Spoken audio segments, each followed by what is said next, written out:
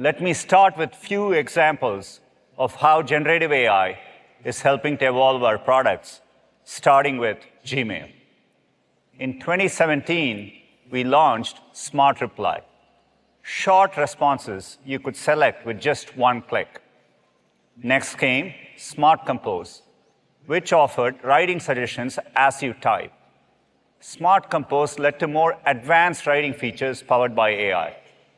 They've been used in Workspace over 180 billion times in the past year alone. And now with a much more powerful generative model, we are taking the next step in Gmail with Help Me Write. Let's say you got this email that your flight was canceled. The airline has sent a voucher, but what you really want is a full refund. You could reply and use Help Me Write. Just type in the prompt of what you want, an email to ask for a full refund, hit create, and a full draft appears. As you can see, it conveniently pulled in flight details from the previous email. And it looks pretty close to what you want to send. Maybe you want to refine it further. In this case, a more elaborate email might increase the chances of getting the refund.